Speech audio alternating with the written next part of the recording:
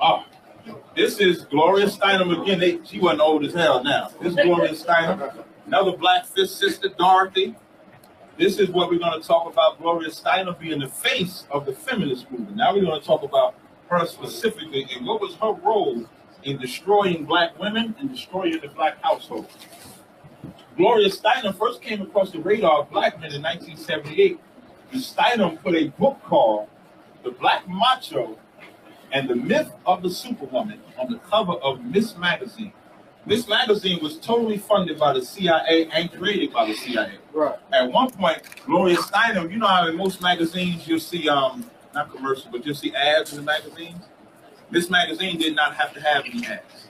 Because the ads in the magazine would provide funding for the magazine to be produced. But because the CIA was paying for everything up front, she didn't need no funding. She didn't need no ads. So her magazines was ad-free.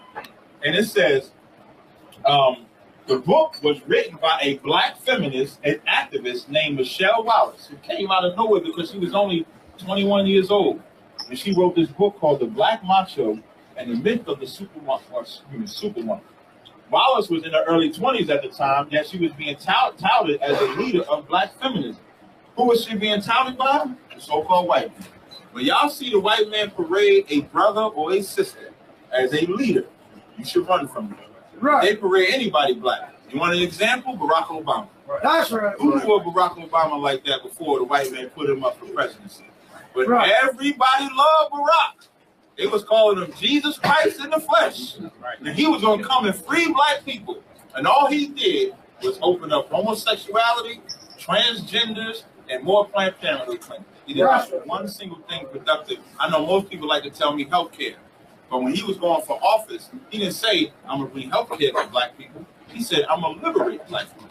I'm going to do this for black people. He was going to be the voice, but he never was the voice. Matter of fact, I think it wasn't about every 3 months, 4 months, it was a black person being killed, and he did nothing and said nothing about it. Right. When them kids died in Connecticut, he cared about that.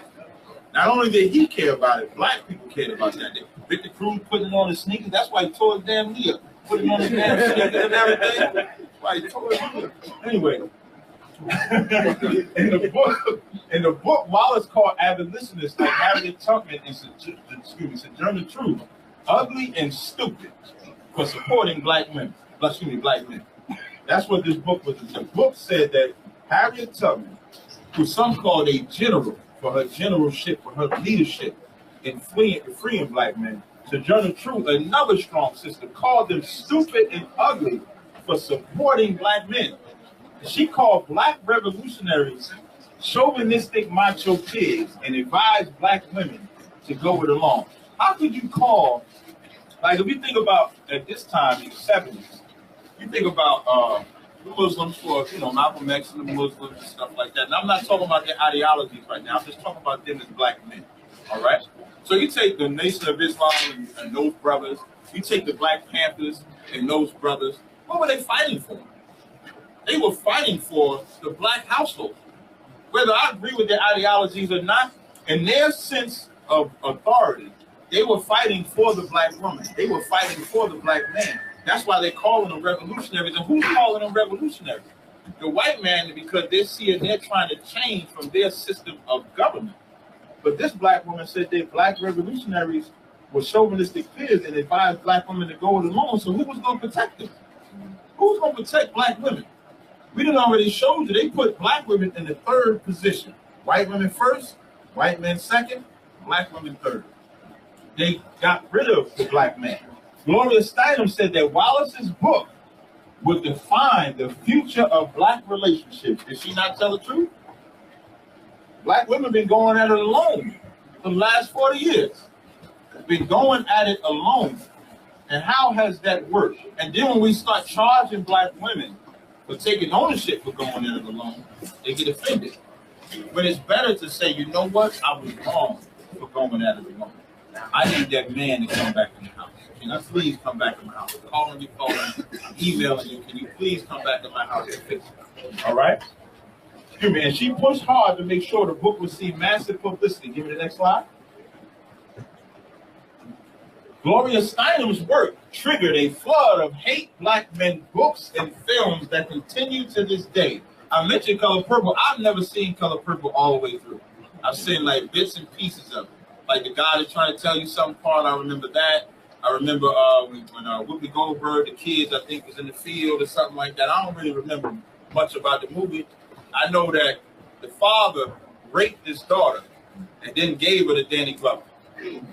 That's the start of what imagery they start putting on the black man in the media. And then I already told y'all about 4 Color Girls. And here's another part. Waiting to Exhale. Anybody seen that? Waiting to Exhale. Waiting to Exhale. It start off with the brother leaving her for a white woman. And then Angela Bassett, she meet Wesley Snipes, the king of dating white women. You met Wesley Snipes in the hotel, and who he got? A white woman. Then you got the sister, Whitney Houston, dealing with a married man. So, of course, women look at him like he's disgusted.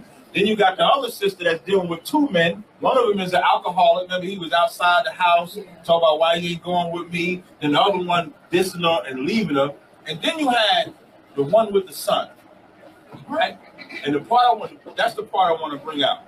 At the end of that movie, and I happened to see this as I was leaving my house today.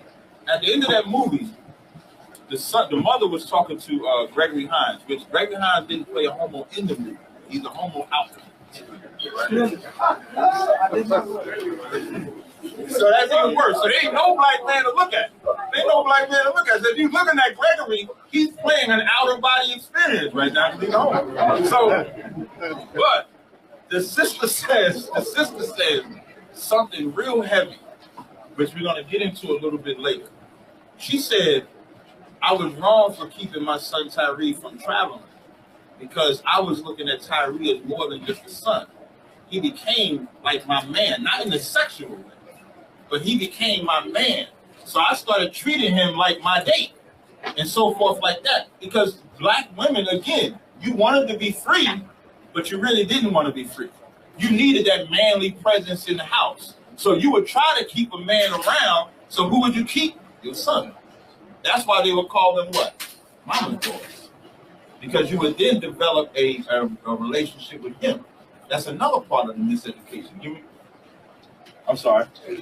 The so-called black feminist movement was created and manipulated by the CIA from the very beginning. We always speak of the infiltration. I kind of jumped it. We always speak of the infiltration of the civil rights movement, the FOI, the Black Panthers, among others. But black feminists are still unwilling to admit that they were infiltrated and manipulated to destroy the black man and the black household.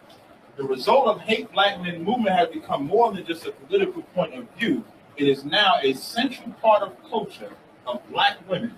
And this fact has led to the complete distortion of black relationships, and the CIA had a direct hand in handling that. I was listening to I'm Independent by Salt-N-Pepa. I'm a little older, that's in the 80s. In the song, it said, I'll wear the pants, you wear the dress. That's what Salt-N-Pepa is saying. That's all that you would see all throughout. Even light-skinned women and dark-skinned women. School Days. School Days, great movie, right? School Days, great movie. Until you see the sisters with the natural hair and the sisters with the good hair, now what are they teaching us too? Fighting each other over that. What the hell does your hair have to do with anything? If a sister got good hair, let her have it. If a sister want to go natural, let her have it. Like, y'all realize what we fighting over? I ain't never seen a redhead white person and a blonde white person fight over their goddamn hair. I ain't seen it yet. Right. But we, us, black folk, we fight over everything. Let a bunch of tall people come here. And the short man in here, he would hate them just because they tall.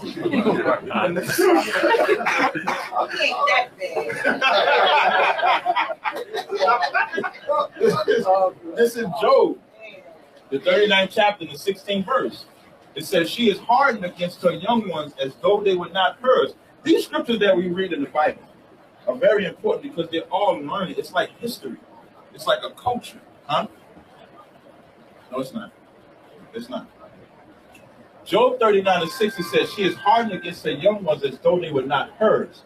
Her labor is in vain without fear. Verse 17, it says, because the Most High hath deprived her of wisdom, neither hath he imparted in her understanding. What time she lifted herself up on high, or I.S.U.P.K can't lift herself up on high. What time she lifted herself up on high, she scorned the horse and his rider. who's the horse? Who's the rider of the horse? The rider of the horse synonymous is the who's pulling the trail, who's pulling the wagon. That would be the brother. That would be the black man. So when it says she scorns the horse and the rider, it's talking about her tearing it down with the wisdom that she learned from that feminist movement that totally destroyed her. When you read Job, the 39th chapter, the ostrich is used as a metaphor. Give me the next slide. Say again. No, but I didn't want you to think it was that he was talking about a literal ostrich at that point. It was just a metaphor. Can I play that? Now I'm gonna show us what's called. Now I'm gonna play this. This is in the 80s. And I'm just showing you how once that feminist movement came in the 70s and the 80s and the 90s, we're going to go through some statistics. We're going to go through this video here and show, was it better when we were separated or was it better when we were together? Okay, everybody with me? Go ahead. Raise your hand if you're married. None of you are married. Raise your hand if you... This is in the 80s. They got these black women here. Go ahead. Like to be married to your baby's father. One. None of them want to be married to their baby's father. They just asked, do y'all want to be married to your baby's father? I said, no. The rest of you don't plan to get married. Why don't you plan to get married? I'd like to know that. You already have your child to think about, and then you have a whole family to care for. You know, it's a lot of responsibility. And then you don't want the commitments. I don't want no man holding me down because I think I can make it as a single parent. But don't you think you might need help in raising that baby from a man? Not really.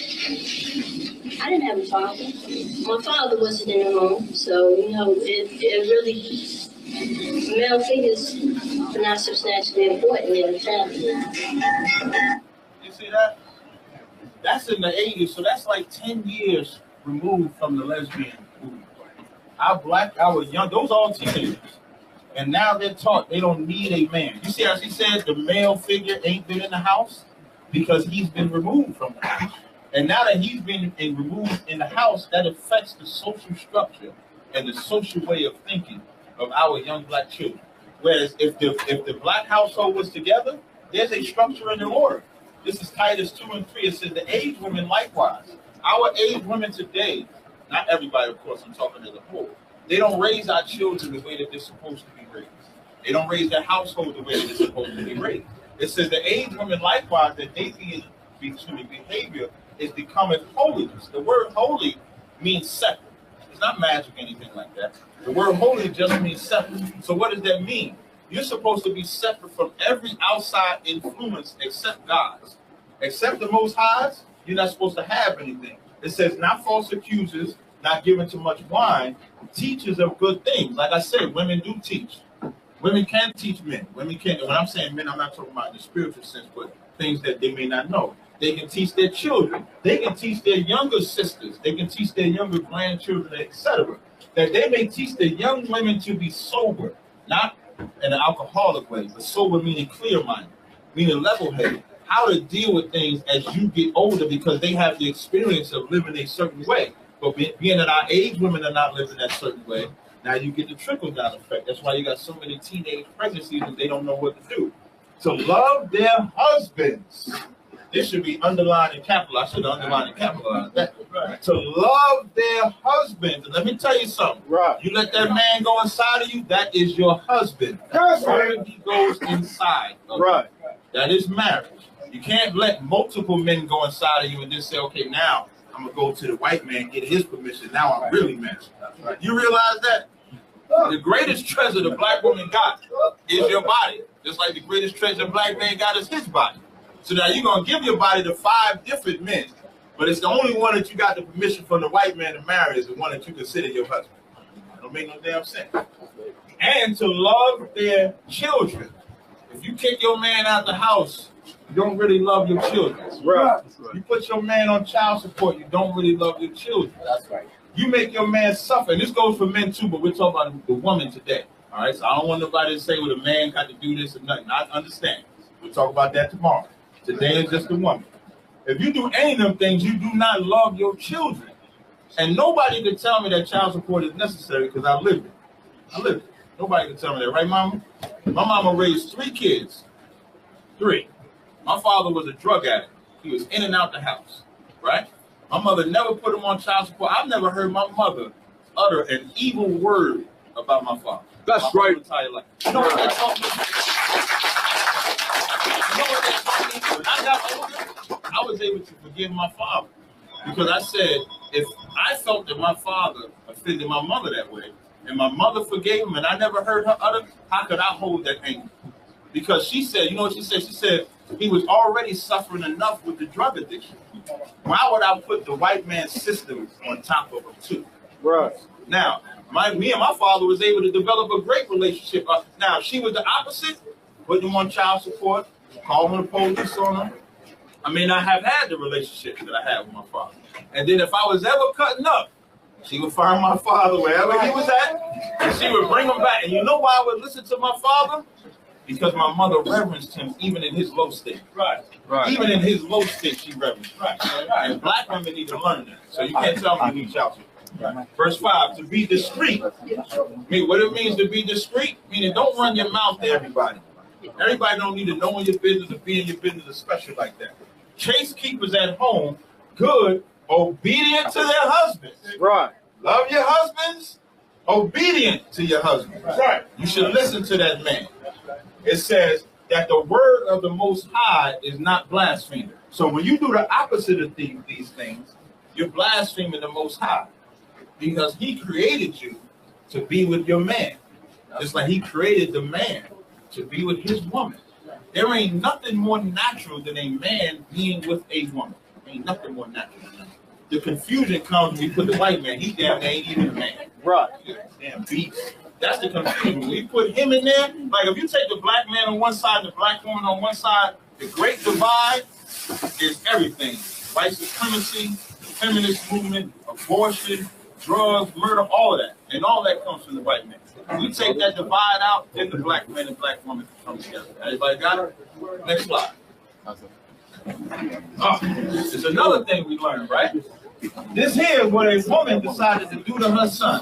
Can you imagine what the father thought when he saw that? Now, I didn't want to bring too much, like I said. And then this one here, my man Corey Holcomb is another one of my heroes. I like Corey Holcomb.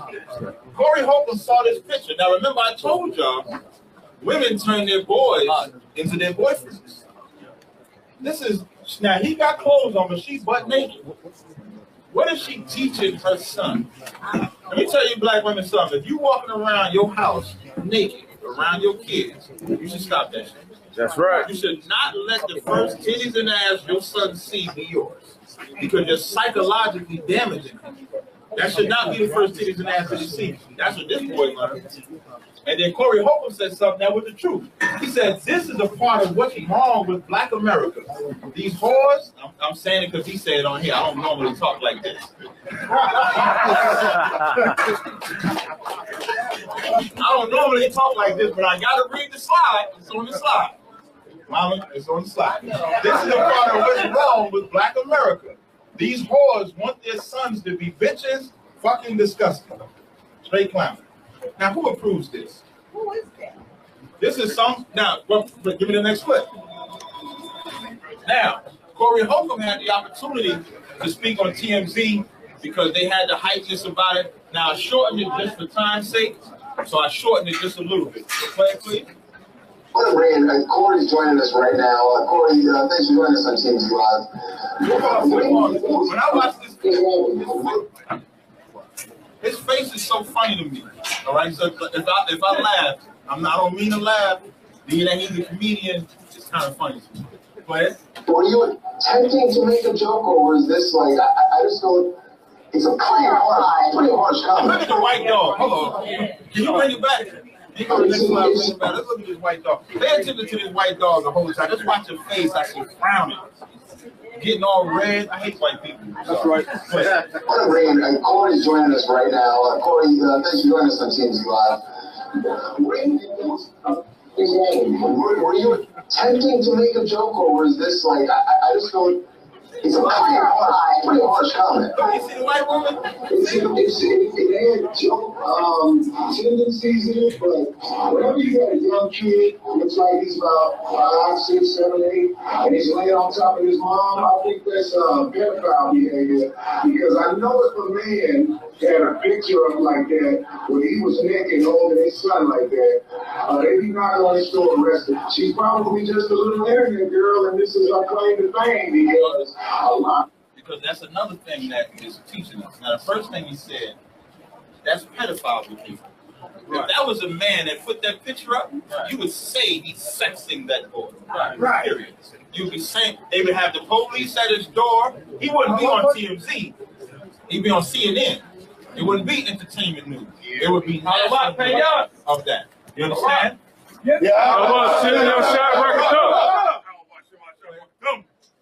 People who I know saw that picture and they felt the way I felt. So a lot of people who don't feel like the picture is offensive, you know, that goes to show it's two different sides to this world. But that picture looks like a naked woman who has her son who's too old to be sitting on top of her naked. And but your tweet said that what was wrong with Black America is they want their sons to be bitches, which is almost insinuating that there's something effeminate about what the kid is doing. I don't understand what you're saying. Yours sounds different than the tweet. Yeah, so what, I mean, I wouldn't expect you to understand, but what I'm saying is... You said, Jerry, what you said, I wouldn't expect you to understand that. That's real talk. Because white people as a nation have no compassion for black people. I was taking it a step further. White people have no compassion except for their own.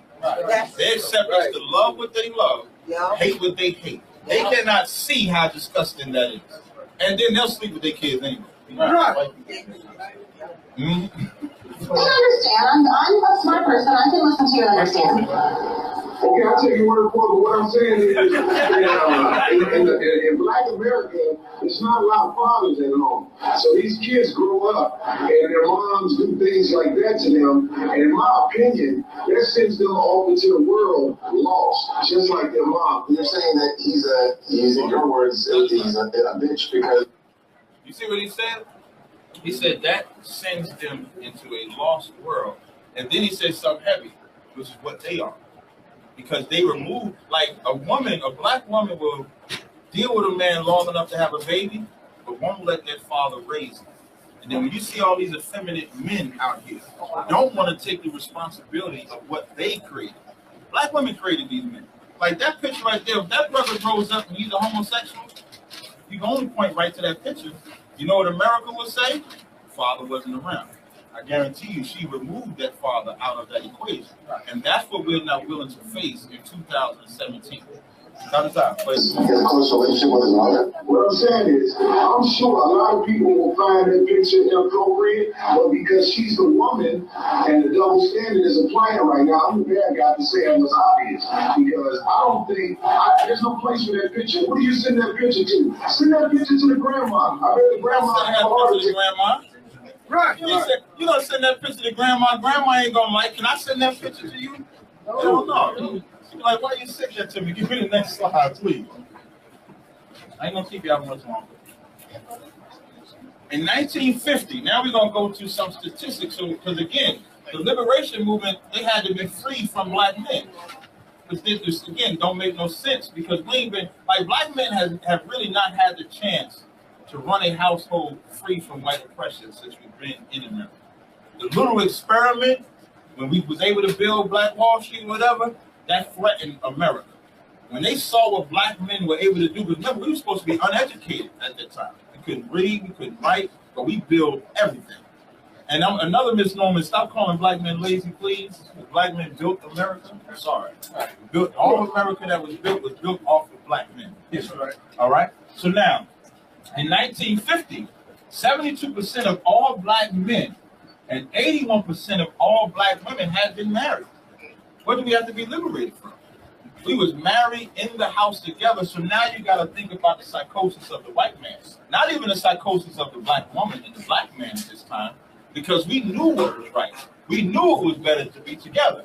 Every census from 1890 to 1950 showed that black labor force participation rates were higher than those of whites, Prior to the 60s, the unemployment rate for blacks was 16 to 17 was under 10%. I'm bringing out all these statistics to show what happened after the 60s. Like the 60s was like a pinnacle year. Like Shahrazad Ali said, in the beginning of the civil rights, when they were separated from the black man, separated from the white man, you seeing opportunities of us growing and getting better and bigger. As soon as we start joining the white man, who's the most famous joiner of white man? Who knows? Martin Luther King. I know that hurt some people hard, cut you to the core, but he was the death of black people. That's right. He joined us to the white man at an unforgivable level. He joined us to the white man in the sense of no matter what the white man does to you, you got to forgive him and let it go. You got to be nonviolent. So that's why I'm saying the 60s was that pinnacle. And then to show you the white man's appreciation, he killed that nigga. I said it like that on purpose. He killed him. He killed him to show his appreciation. So now, before 1960, the number of teenage pregnancies had been decreasing.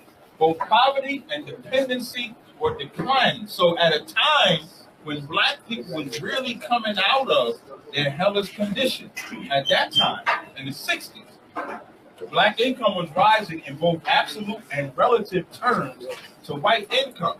You think the white man wasn't paying attention to that? All that black revolutionary was making black households come together and stay together and deal only in blacks.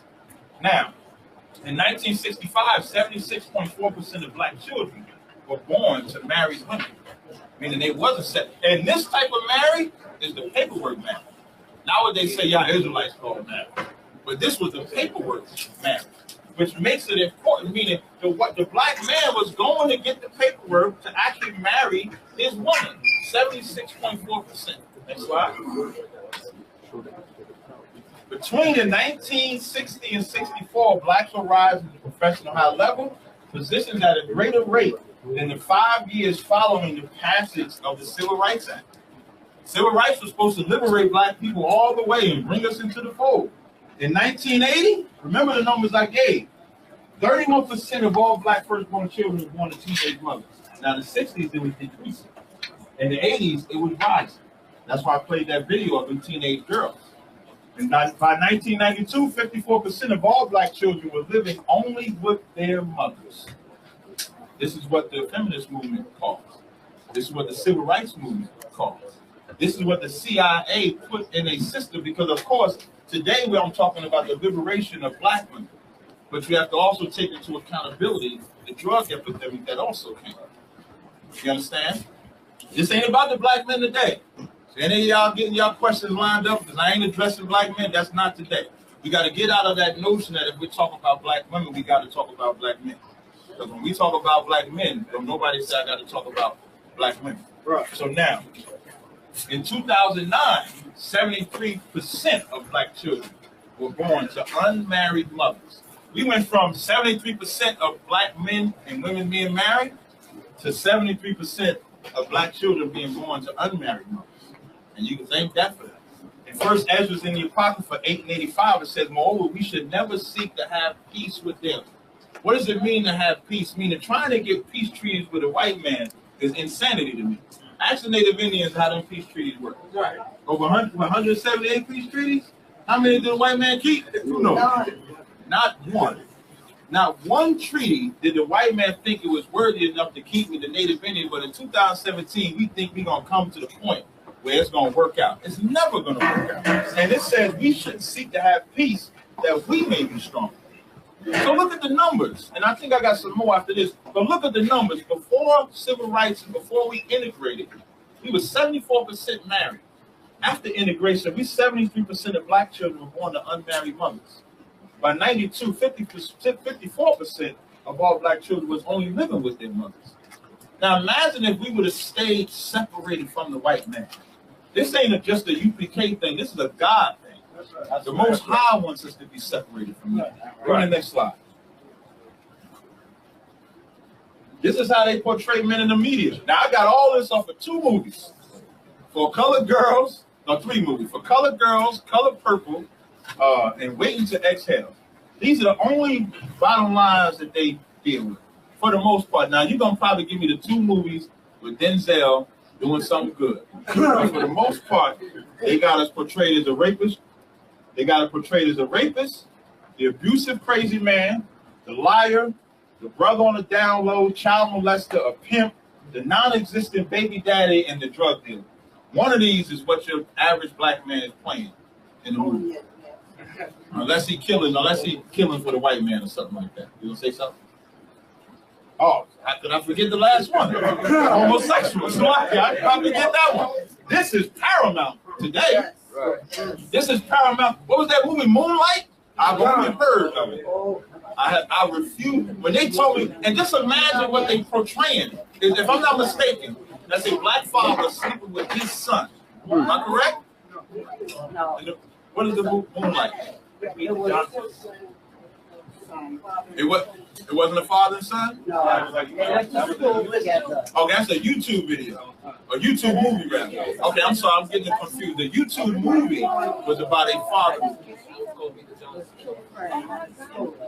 And was there any homosexuality in it? Yeah. They got an award. They got an Oscar. When I see the white man give an Oscar to niggas, excuse my language. When I see the white man giving an award, just think about it. When they give an Oscar to Denzel, what did he have to play? The drug dealer. The cop drug dealer at that.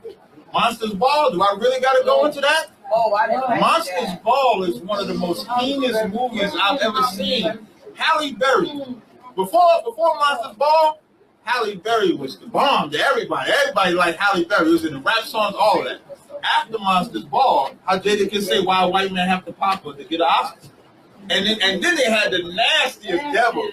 Billy Bob Thornton, the nastiest devil. And if you think about the state that they put that black woman in, goes into the miseducation. That Billy Bob Thornton worked at the prison that she was going to see her husband who was in jail. So where was her husband at? In prison. Right? Now, the guard is now sleeping with his woman. Now imagine when the man in jail finds that out. It's bad enough being in jail. Now he's going to see the guard every day that's sleeping with his woman. That's what you have to do in America. That's what they push. The homosexual, Tyler Perry is a good example of that. Right. I remember my daughter came in the house one day and she was like, Daddy, I saw this movie with this with this old grand lady, and she was sassy. It was funny as I said, well, what was it? She said, my dearest family reunion, my face froze. And I said to her, do you know that was a man? That's all I said. She said, who? I said, the grandmother. And her eyes looked like they went in the back of her head. She never mentioned it to me again. You know, now imagine those that don't know, or even if they do know and their parents encourage that. What is that encouraging? For homosexuality to run rampant. Right. You can get rich if you're a homo. You can do all that. Or if you get down with white folk. Give me the next slide.